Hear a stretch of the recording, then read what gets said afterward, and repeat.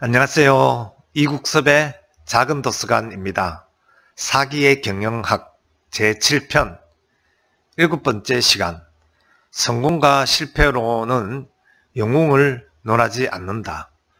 오늘은 사기의 경영학에서 다루는 인재 경영에 대한 내용 중에서 사마천의 깨어있는 인재관에 대한 지혜를 살펴보려고 합니다. 인재를 얻는 자는 천하를 얻을 수 있고, 인재를 제대로 기용하는 자는 천하를 다스릴 수 있다고 합니다. 즉, 인재가 성공과 실패를 결정하는 것입니다. 집안이 어려워지면 양처가 생각나고, 나라가 어지러워지면 충신이 생각납니다. 라고 말을 남긴 사마천은 인재에 대하여 성공은 재능의 본질적 표지이긴 하지만 성공과 실패로만 재능을 가늠하는 그런 틀에 박힌 경색된 기준을 갖지 않았습니다. 이 책에서는 초한쟁패의 싸움 속에서 유방과 항우를 통하여 인재의 포용과 어떻게 대접을 했는지 대접의 중요성을 알려주고 있습니다. 물론 유방의 승리로 기결된 초한쟁패는 유방이 다양한 인재를 기용하고 이들의 능력과 지혜를 잘 활용하였기 때문에 최후의 승리자가 되었다고 이 책에서는 적고 있습니다. 유방은 인재의 전문 분야를 정확하게 간파하고 그들에게 마음 놓고 자기 능력을 발휘할 수 있도록 권한을 충분히 위임을 한 것입니다. 한나라 초기에 육고라는 정치가는 유방에게 창업을 마무리한 뒤에 인재에 대한 증언을 합니다. 폐하, 말 위에서는 천하를 얻을 수는 있어도 말 위에서는 천하를 다스릴 수는 없습니다. 라고 말하여 천하를 얻는 것과 또 천하를 다스리는 것은 그 방법이 다를 뿐만 아니라 기용해야 할 인재도 다르다는 지혜를 전한 것입니다. 한나라의 유방은 사람을 꿰뚫어 보는 능력이 뛰어났습니다. 그는 개를 잡던 백정이었던 번쾌의 무술에 대한 실력과 용맹을 알아냈습니다. 또한 팔레트의 여인들에게 밥을 구걸할 정도로 늘 남에게 빌부터 먹고 살았던 한신의 군사적 능력도 알아보았습니다. 그는 신분의 기천을 넘어 인재를 알아보고 적재적소에 활용하는 뛰어난 능력을 지녔던 것입니다.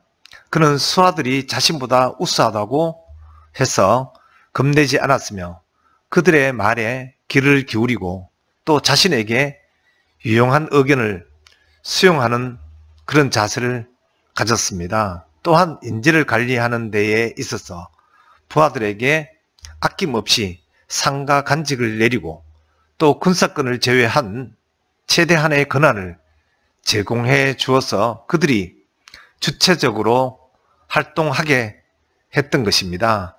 그는 신분의 기천을 불문하고 실용적으로 인재를 활용하였고 그들과 튼튼한 신뢰관계를 구축하는 인재관리술로 항우를 이겼고 그 결과는 초한쟁패의 승리로 돌아온 것입니다.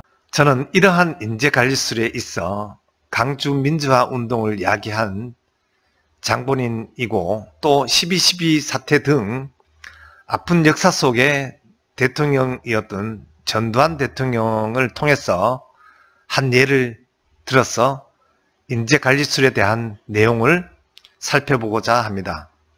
그는 정당성 없는 정권의 탈취자이기도 합니다.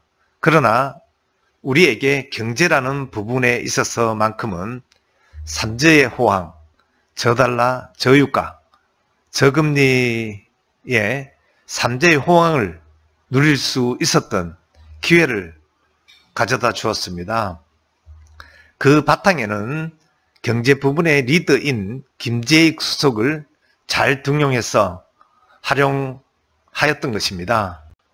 전두환은 스탠퍼드대 경제학 박사 김재익 수석에게 경제는 당신이 대통령이야 라는 말로 우리나라 경제정책 전부를 맡긴 것으로 유명합니다.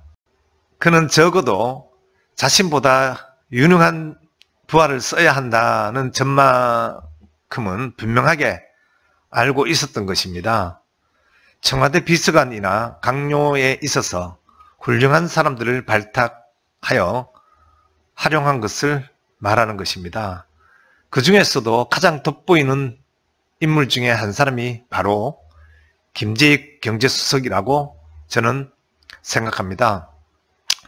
또 그는 스탠퍼드 대학 경제학 박사 출신의 김재익을 보안사령관으로 있을 때부터 연희동 자택으로 불러서 매일같이 아침에 2시간씩 경제 공부를 시작했다고 합니다. 김재익 박사는 경제의 기본 원리부터 당면에 있는 문제까지 명쾌하게 설명해 주어서 그 당시에 전두환을 아주 감복하게 만들었던 것입니다. 그런 연구로 인해서 전두환은 11대 대통령에 취임을 하자마자 그를 청와대 경제수석에 임명한 것입니다. 이때에 김재익 박사는 전두환에게 제가 드리는 조언대로 정책을 추진하신다면 엄청난 저항에 부딪힐 수도 있을 텐데 그래도 끝까지 제 말을 들어주실 수 있겠습니까? 라고 수락 조건을 말했다고 합니다. 이때 전두환이 여러 말 할 것 없어 경제는 당신이 대통령이야 하고 내맡겼다는 이야기는 세간의 해사가 될 정도로 아주 유명한 말입니다.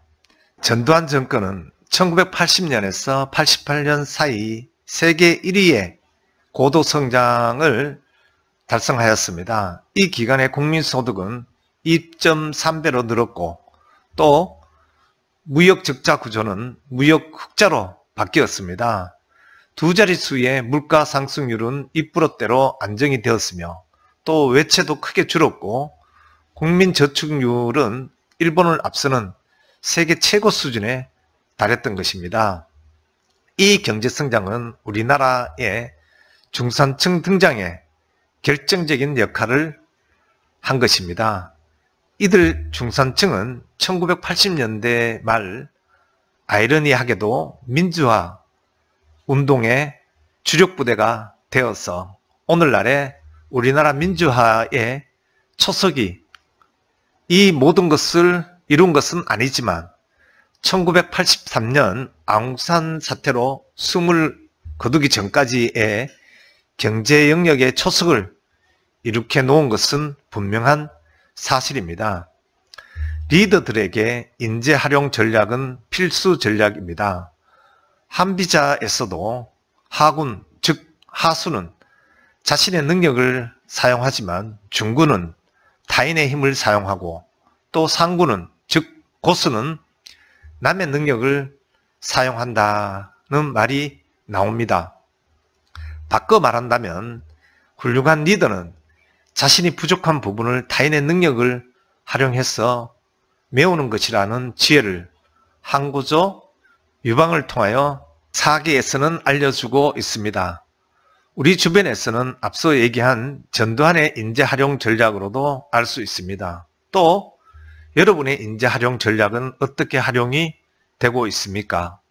제가 여기서 전두환 전 대통령을 두둔하는 것은 아닙니다. 다만 어느 한 부분에 있어서는 잘한 것도 있다 정도입니다. 물론 제가 잘못 알고 분석한 것일 수도 있지만 일국의 지도자의 인재에 대한 전략은 그 어떤 전략보다도 중요합니다. 그리고 정권의 성공에 대한 성패를 좌우할 수 있는 중요한 전략입니다. 이는 사기의 초한쟁패의 승자인 유방의 인재 등용을 통하여 우리는 배워야 할 지혜가 아닐까 사료됩니다. 오늘은 여기까지 말씀드리고 다음 시간에 제8편에서 또 찾아뵙도록 하겠습니다. 고맙습니다.